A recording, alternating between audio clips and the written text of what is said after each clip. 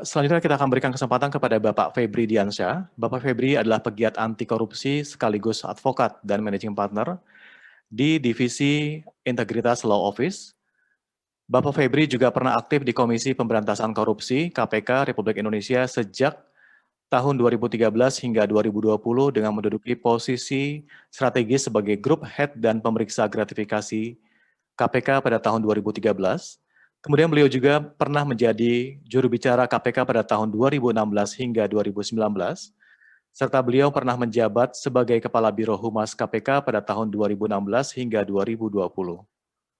Pada Februari 2012, beliau dianugerahi penghargaan sebagai pengamat politik paling berpengaruh pada tahun 2011 oleh Lembaga Riset Politik Carta Politika Indonesia. Baiklah hadirin sekalian, saatnya kita berikan kesempatan kepada yang terhormat Bapak Febri Diansyah SH. Waktu dan tempat kami persilakan kepada Bapak Febri untuk menyampaikan materinya. Silakan Pak Febri.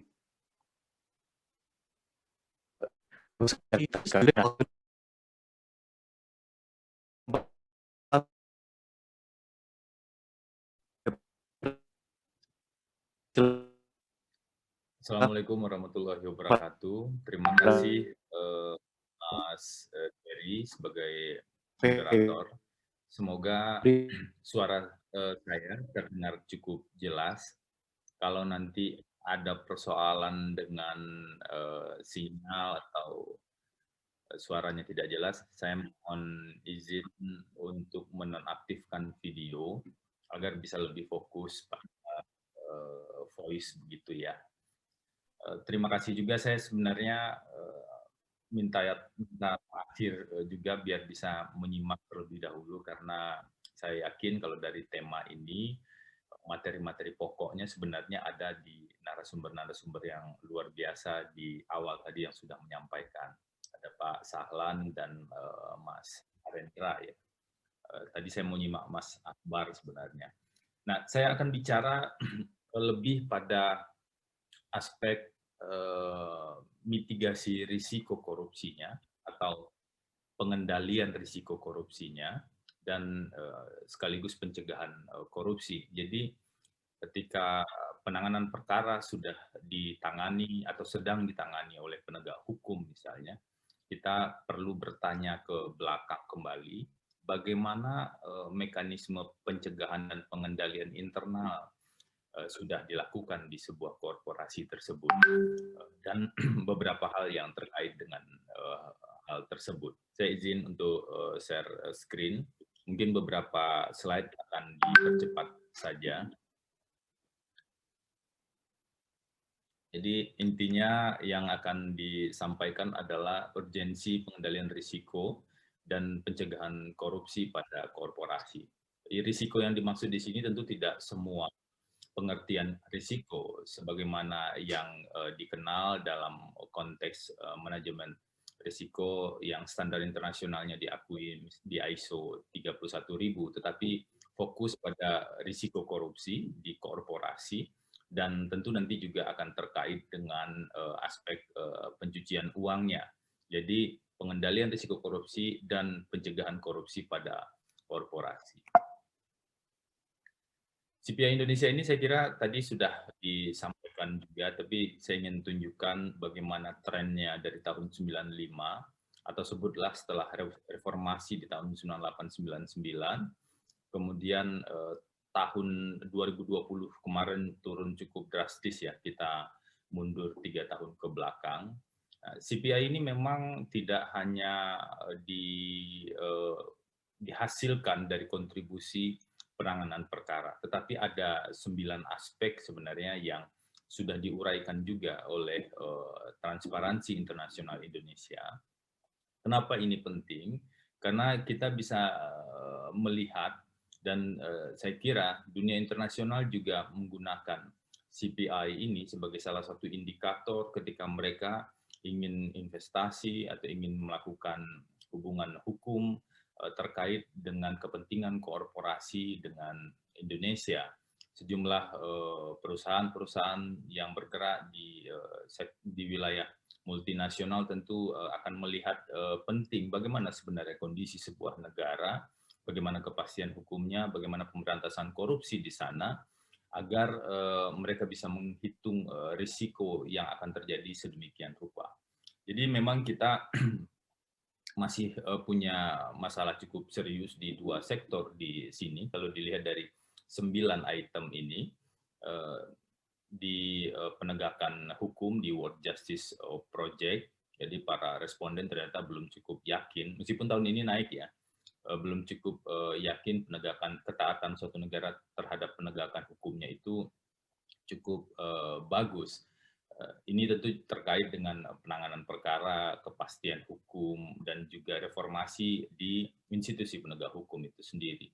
Kemudian ada dua isu lain selain penegakan hukum, yaitu ada satu isu lain selain penegakan hukum, yaitu korupsi di sektor politik sebenarnya, yang terkait dengan bagaimana 7 prinsip demokrasi dalam sebuah negara itu bisa diterapkan. Yang perlu diingat juga, CPI ini juga bisa kita lihat, kita analisis perbandingannya dengan beberapa indeks lagi, seperti indeks demokrasi kemarin yang juga sudah dipaparkan, dan posisi Indonesia memang tidak cukup baik dibanding sejumlah negara yang lain. Bagi kepentingan korporasi, baik di Indonesia ataupun korporasi multinasional, hal ini tentu menjadi penting agar karena teorinya sederhana dalam konsep pembentukan good corporate governance atau pencegahan korupsi, ketika lingkungan eksternal korporasi lebih mengancam atau tidak cukup mendukung bagaimana korporasi bisa berjalan, maka upaya pengendalian internal perlu jauh lebih kuat untuk melindungi kepentingan korporasi yang sah tersebut. Ini Global Corruption Barometer, produk-produk lain dari Transparansi Internasional. Kita masih punya persoalan yang cukup serius dari 17 negara di Asia, tingkat suap Indonesia itu nomor 3. Meskipun Global Corruption Barometer sebagian besar masih melihat dalam isu pelayanan publik, tetapi kita tahu kepentingan korporasi di berbagai sektor, termasuk tentu di sektor investasi atau sektor yang lain, itu salah satunya adalah pelayanan publik terkait dengan proses perizinan misalnya. Nah, fenomena ini ditangkap atau dipotret oleh Global Corruption Barometer di 2020, dan posisi Indonesia masih tidak bagus tentu saja di sini, masih di bawah India dan Kamboja dalam hal tingkat suap yang terjadi, yang diukur di 17 negara di Asia. Dan ini ada satu data lagi yang sebagai pengantar yang mungkin perlu kita tahu. Jadi FCPA diterapkan di berbagai negara sepanjang terkait tentu saja dengan ruang lingkup dan jangkauan kewenangan dari penegak hukum yang menerapkan FCPA tersebut.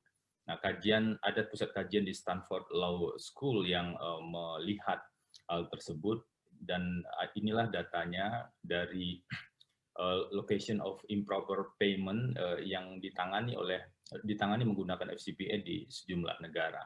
Itu artinya apa? Di perusahaan-perusahaan multinasional, terutama perusahaan yang terafiliasi dengan perusahaan di Amerika, karena FCPA tentu saja menjangkau hal tersebut, maka anak-anak perusahaan atau unit-unit yang terkait di beberapa negara, yang usaha perusahaan itu ada di beberapa negara, itu bisa dijangkau oleh FCPA. Dan kita lihat di Indonesia ada angka 11 di sini. Saya cek ke tim yang berkoordinasi dengan teman-teman yang kajian ini, itu ada 11 perkara yang terkait dengan Indonesia. Yang paling banyak ada China, kemudian Brazil, India, dan lain-lain. Ini tentu terkait dengan korporasi dan terkait dengan korupsi yang dilakukan oleh korporasi, jejaringnya, pegawainya, atau hal-hal yang lain yang masih terkait dengan korupsi korporasi tersebut. Tentu dengan menggunakan perspektif undang-undang FCPA yang berlaku di Amerika dan perusahaan-perusahaan yang terkait dengan perusahaan Amerika. Kemudian ini data doing business di tahun 2017 memang, tapi masih relevan saya kira sampai saat ini, variannya tidak banyak berubah. Jadi pihak swasta atau pebisnis itu melihat sebenarnya korupsi adalah faktor yang paling problematik dalam menjalankan bisnis di Indonesia. Jadi kalau ada pejabat-pejabat yang mengatakan pemberantasan korupsi itu mengganggu investasi, saya kira mungkin kita bisa diskusi lebih dalam ya, indikator apa yang sebenarnya digunakan. Kalau pemberantasan korupsi yang mengganggu investasi itu mungkin pemberantasan korupsi yang di dalamnya tidak ada kepastian hukum, atau pemberantasan korupsi digunakan untuk misalnya menekan atau tindakan-tindakan korupsi yang lain. Itu mungkin berbeda konteksnya. Tapi hal itu tidak diuraikan lebih jauh pada saat itu. Poin kita saat ini adalah pemberantasan korupsi itu menjadi penting.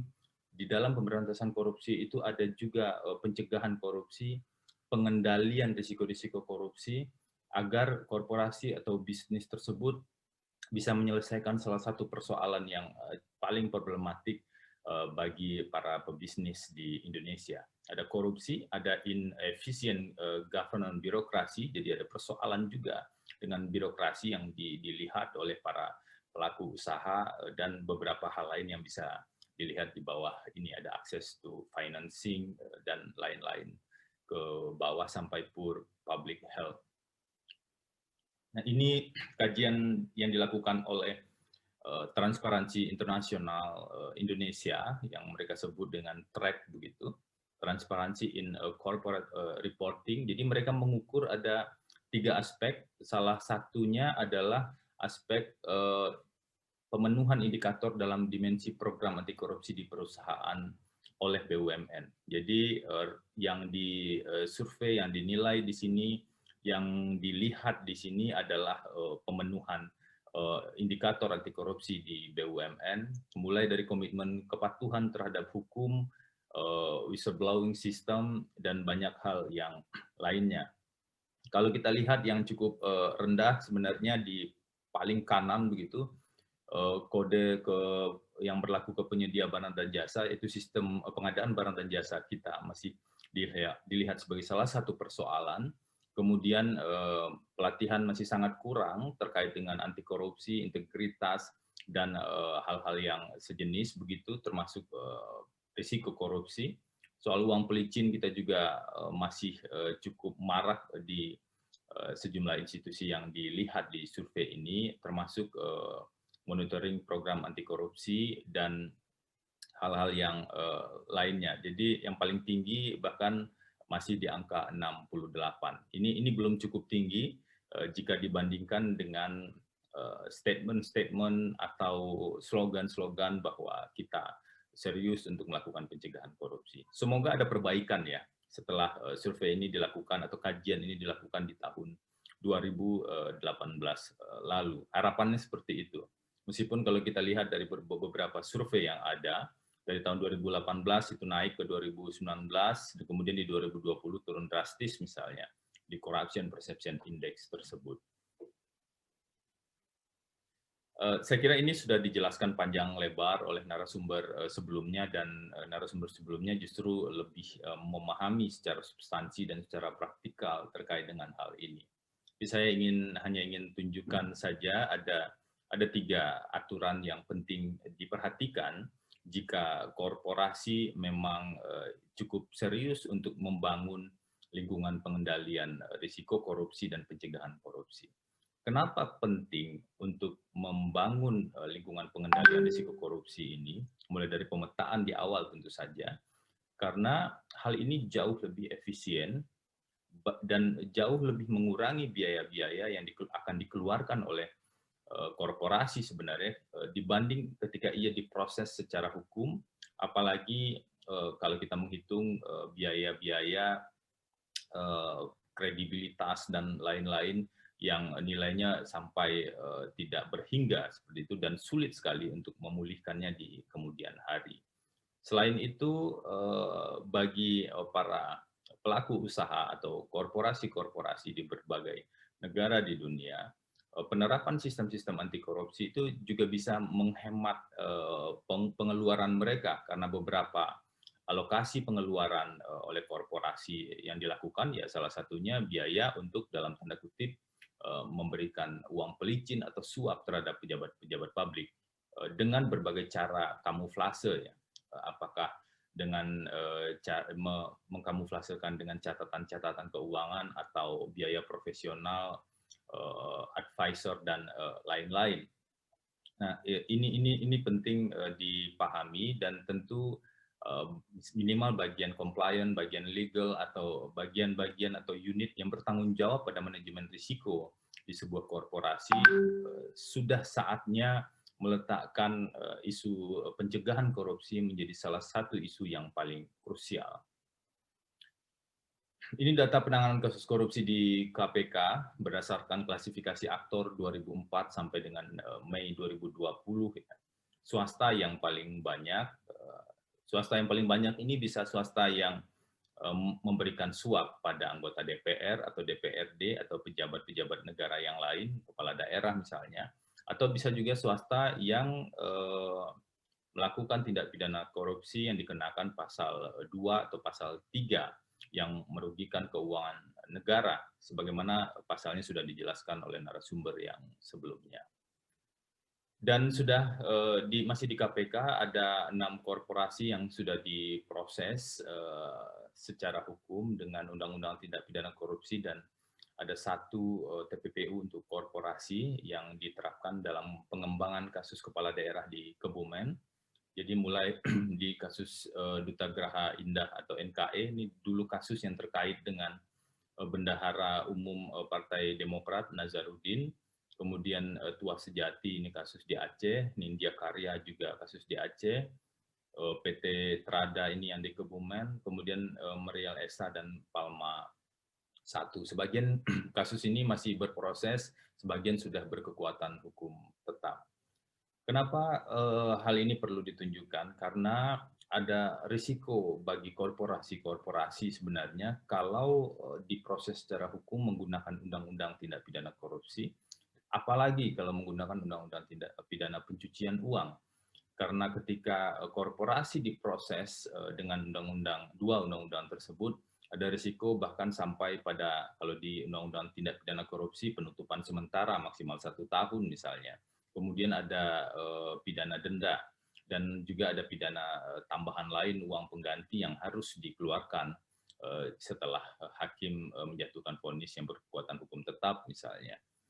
Untuk pencucian uang bahkan bisa jauh lebih signifikan ancaman hukumannya, mulai dari penutupan sementara, penutupan secara tetap, atau pengambil alihan oleh negara. Sehingga risiko-risiko tersebut seharusnya bisa dimitigasi sejak awal dengan membentuk lingkungan pengendalian dan melakukan review secara rutin terhadap lingkungan pengendalian tersebut. Dan dalam tataran tertentu, ketika ada proses hukum yang melibatkan pejabat atau pegawai korporasi, akan lebih baik strategi pencegahan dan penindakan terintegrasi itu diterapkan. Jadi korporasi juga bisa bergerak langsung untuk melakukan evaluasi ke dalam, melakukan review ke dalam, untuk melihat kenapa bisa tembus gitu lingkungan pengendalian yang sudah dibuat dan apa yang harus dilakukan. Sekaligus juga bisa memberikan dukungan terhadap penegak hukum yang sedang bekerja tersebut. Untuk kasus korupsi terkait investasi, asuransi, dan korporasi, ini yang ditangani oleh Kejaksaan Jiwasraya yang sudah ada yang sudah divonis begitu ya. Asabri, seingat saya masih dalam proses penyidikan, sudah berkembang juga bukan hanya korupsi tapi juga pencucian uang dan BPJS Ketenagakerjaan. Dari sini sebenarnya kita bisa belajar banyak, misalnya terutama yang sudah masuk ke proses persidangan dan sudah divonis bersalah begitu ya. Misalnya di Jiwasraya, selain soal penegakan hukumnya, selain soal ancaman hukuman yang sangat tinggi dan vonis yang sangat tinggi terhadap para terdakwa yang terbukti melakukan korupsi tersebut, ada hal yang jauh lebih penting bagi instansi, bagi kelembagaan Jiwasraya sebenarnya, yaitu bagaimana bisa melakukan track ke belakang, apa sih yang menjadi masalah dalam rentang 10 tahun ke belakang. Kalau saya baca dari informasi terkait dengan penanganan perkara ini, itu kan dari 2008 sampai dengan 2018. Kenapa hal seperti ini tidak bisa terdeteksi dan tidak bisa terselesaikan dengan mekanisme internal selama 10 tahun? sampai akhirnya menjadi sebuah tindak pidana korupsi misalnya. Persoalannya sebenarnya di mana? Apakah pada persoalan awal ada konflik kepentingan antara jajaran direksi dengan misalnya pihak swasta di eksternal atau manajer investasi atau pihak-pihak lain yang diduga terlibat melakukan praktek-praktek penggorengan saham misalnya. Nah, itu perlu diidentifikasi agar perbaikan-perbaikan bisa dilakukan ke depan. Misalnya pengambilan keputusan tentang penunjukan manajer investasi sudah harusnya menggunakan konsep terbuka atau bidding atau minimal diperbandingkan secara objektif dengan beberapa manajer investasi, bukan ditunjuk langsung misalnya. Itu kan muncul di fakta-fakta persidangan dan saya yakin teman-teman di kejaksaan yang menangani perkara ini akan bersedia membantu memberikan peta tersebut agar bisa melakukan perbaikan terhadap perusahaan ke depan seperti itu. Ini yang disebut dengan pencegahan dan penindakan terintegrasi. Jangan sampai kemudian setelah penindakan berjalan, para pengurus di korporasi kemudian tidak berupaya juga melakukan perbaikan, sehingga hal yang sama bisa berulang kesekian kalinya. Selain tidak efektif, ini juga akan merugikan banyak masyarakat secara umum karena pelayanan yang dilakukan oleh perusahaan-perusahaan terkait dengan investasi dan asuransi tentu masyarakat secara umum seperti itu. Logika yang sama di Asabri dan BPJS Tenagakerjaan tentu ketika ada upaya selain penindakan berjalan, upaya untuk melakukan pencegahan, mereview pengendalian risiko korupsi dan juga pencegahan korupsi itu menjadi hal yang penting. Ada 3 hal saya kira ya, ini sebagai sharing bisa dilihat lebih lanjut di Perma 13 tahun 2016. Saya yakin di webinar ini, di diskusi ini ada sejumlah pelaku usaha juga, baik dari BUMN ataupun dari korporasi swasta yang menyaksikan, sehingga Permas 13 2016 ini perlu sekali diperhatikan. Jadi korporasi itu dapat dipidana menurut Perma ini jika memenuhi 3 hal, yaitu memperoleh keuntungan atau manfaat dari tindak pidana tersebut, melakukan pembiaran terjadinya tindak pidana, dan tidak melakukan upaya-upaya pencegahan misalnya. Sehingga keseriusan korporasi melakukan upaya-upaya pencegahan, memastikan kepatuhan atau compliant terhadap ketentuan hukum yang berlaku dan aturan-aturan internal yang berlaku untuk menghindari terjadinya tindak pidana, itu menjadi salah satu poin sebenarnya yang pasti akan dipertimbangkan ketika penegak hukum akan menangani sebuah perkara. Tapi ingat, membangun lingkungan pencegahan ini, membangun upaya pencegahan ini, jangan sampai hanya ya katakanlah stempel atau hanya sekedar slogan, karena tentu tetap harus dilihat seberapa serius dan signifikan sebuah korporasi melakukan upaya-upaya pencegahan tersebut. Membangun sistemnya iya, tapi apakah dilakukan review, apakah dilakukan evaluasi terhadap sistem pencegahan itu juga penting dilakukan. Nanti di ujung saya akan jelaskan bagaimana logika pembangunan lingkungan pencegahan yang direkomendasikan tersebut. Pertama, prinsip dan tools pencegahan korupsi di korporasi. Tadi saya sebutkan ada konsep pencegahan dan penindakan terintegrasi.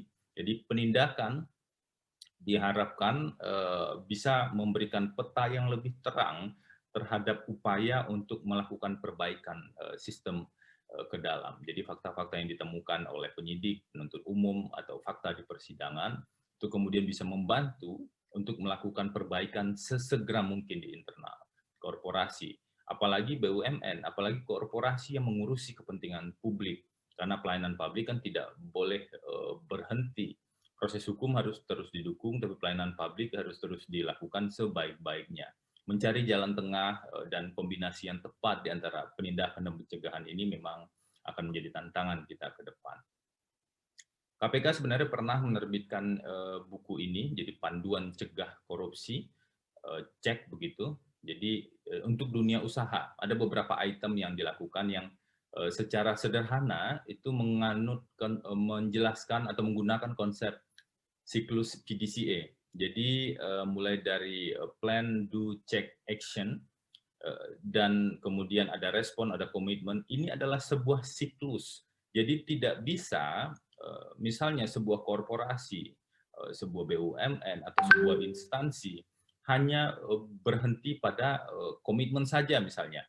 Komitmen saja potong pita bahwa kami misalnya instansi A atau korporasi A berkomitmen untuk menerapkan tata kelola dengan baik, berkomitmen untuk dengan segala slogan, dengan segala seremonial dan lain-lain. Komitmen ini penting, tapi tidak cukup hanya dengan komitmen lisan tersebut saja. Perlu ada tahapan-tahapan lebih lanjut yang dilakukan, mulai dari perencanaan, kemudian apa yang sudah direncanakan dilaksanakan, kemudian dievaluasi, hasil evaluasi kemudian dilakukan perbaikan, kemudian hasil perbaikan ini responnya bagaimana terhadap korporasi itu harus diukur terhadap efisiensi dan efektivitas berjalannya korporasi tersebut, terhadap keuntungan mungkin atau pengurangan biaya dan lain-lain. Dan ini terus berjalan, lama-lama sistem ini akan membangun dirinya sendiri sesuai dengan konteks dan kebutuhan korporasi itu. Ada kekeliruan berpikir seolah-olah ketika sebuah sistem pencegahan itu diterapkan, maka itu bisa berlaku untuk semua korporasi. Sebenarnya tidak, karena ada keunikan di masing-masing korporasi. Karena itulah proses perencanaan itu menjadi penting. Misalnya di sini, di perencanaan ini perlu diidentifikasi aturan-aturan yang terkait dengan korupsi yang tentu bisa berdampak terhadap korporasi tersebut. Kemudian dilakukan identifikasi risiko terhadap korporasi dan di internal korporasi. Kemudian dilakukan identifikasi kebutuhan untuk membangun pencegahan korupsi. Ini bisa sangat unik. Korporasi di bidang investasi mungkin berbeda kebutuhannya dengan korporasi di bidang sumber daya alam. Berbeda dengan korporasi di bidang toko kelontong misalnya, karena interaksi-interaksi dengan pejabat publik, interaksi dengan masyarakat, pengelolaan uang masyarakat, apalagi korporasi yang sudah TBK begitu, maka akan sangat penting memperkuat pada aspek perencanaan ini agar sistem yang dibangun tidak kurang atau juga tidak berlebihan. Kemudian di tahap pelaksanaan ada sejumlah item di sini. Nanti slide ini silahkan dilihat, dibaca saja. Mulai dari klausul anti korupsi sampai dengan komunikasi dan pelatihan berkelanjutan.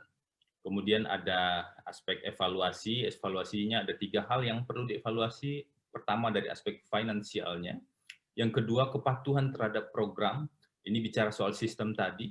Yang ketiga perilaku. Perilaku ini tentu melihat pada personal-personal tertentu. Dari seluruh hal ini maka dilakukan proses perbaikan. Ada salah satu poin yang saya kira juga penting dilakukan, misalnya dalam identifikasi risiko termasuk risiko korupsi. Sebuah korporasi jika sudah punya peta tentang titik-titik rawan korupsi, mungkin bisa membuat indeksnya atau memberikan warna misalnya semakin merah atau semakin pekat merah atau semakin merah hitam begitu ya, maka itu akan itu artinya risiko korupsinya semakin lebih tinggi.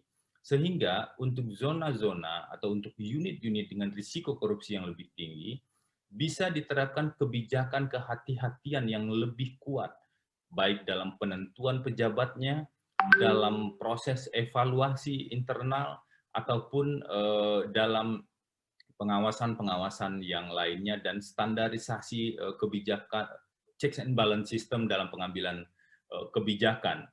Itulah gunanya identifikasi risiko korupsi dan juga map risiko korupsi di sebuah korporasi tersebut.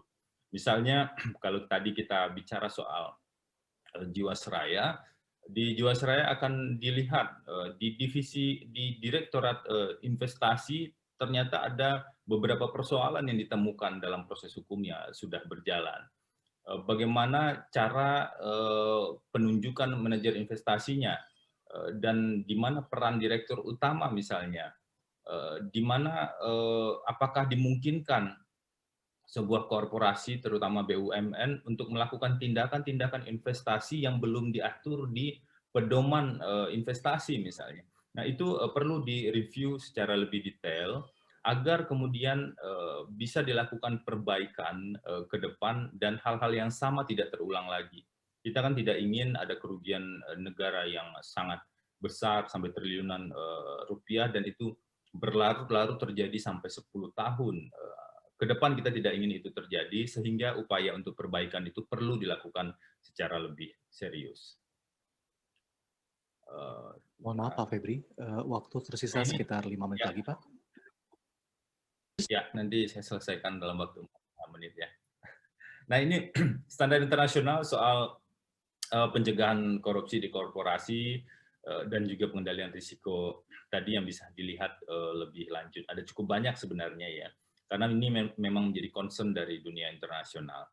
Untuk Indonesia tadi ada panduan di KPK yang dibuat, kemudian ada panduan GCG juga yang bisa diikuti dan ada ISO juga yang sudah banyak diterapkan di sejumlah instansi.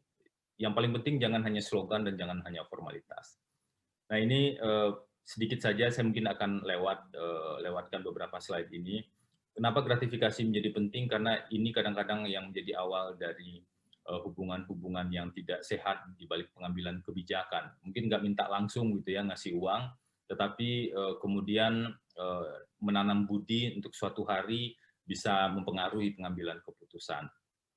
Ada prinsip pencegahannya juga sebenarnya dalam pengendalian gratifikasi. Ini beda gratifikasi suap dan pemerasan. Isu konflik kepentingan juga menjadi hal yang penting karena ini yang seringkali berpengaruh terhadap pengambilan kebijakan, apakah konflik kepentingan karena hubungan keluarga atau konflik kepentingan dalam hubungan terafiliasi begitu antara satu orang yang berada di beberapa perusahaan sekaligus, pemilik saham, apalagi orang-orang yang kemudian berada sebagai beneficial owner tetapi tidak muncul misalnya dan dia punya akses juga dengan pengambil kebijakan, itu satu hal yang sangat penting diperhatikan. Ada bentuk-bentuk konflik kepentingan yang bisa dilihat lebih jauh nanti. Nah, ini pencegahan terkonsolidasi. Jadi ketika Anda sebagai pemimpin korporasi melakukan upaya pencegahan, maka jangan berpikir ketika pencegahan sistem itu dibangun di internal, maka itu sudah selesai. Anda perlu komunikasikan secara eksternal, tidak hanya di internal. Seluruh internal paham, tapi eksternal tidak paham, maka upaya dan godaan-godaan akan terus terjadi. Bahkan di tingkat yang lebih advance sebenarnya, korporasi-korporasi besar sudah saatnya untuk melakukan penguatan juga terhadap mitra-mitra yang bekerja sama dengan mereka dengan internalisasi nilai-nilai dan pembentukan sistem-sistem anti korupsi yang minimal harus dipenuhi misalnya. Nah, yang kedua ini sekitar 2 atau 3 slide terakhir, pemetaan risiko korupsi. Ada ISO 31000 sebenarnya yang sudah standar internasional dalam konteks pemetaan risiko. Namun ada dua metode yang saya kira dari diskusi yang kami lakukan di internal visi ini yang diharapkan bisa lebih menunjukkan data yang lebih real dan rekomendasi perbaikan yang lebih konkret, yaitu menggunakan konsep value chain risk map. Dari sini akan dilihat mana pekerjaan utama, mana pekerjaan supporting, dan risikonya berada di mana, titik yang paling merah itu di unit mana misalnya, itu bisa terbaca dari metode ini, tapi menggunakan konsep evidence base. Jadi tidak seperti survei yang dilakukan pada pegawai-pegawai di unit masing-masing yang memetakan secara self-assessment, di unit 2 ada risiko korupsi apa sih gitu, misalnya begitu. Nah, itu seringkali tidak tidak valid karena kalau yang disurvei itu adalah pelaku, dia cenderung akan menyembunyikan. Kalau yang disurvei itu adalah pegawai baik-baik saja, mungkin dia cenderung tidak tahu. Jadi ada banyak potensi bias yang sebenarnya bisa dikoreksi atau bisa diperbaiki dengan metode evidence based ini.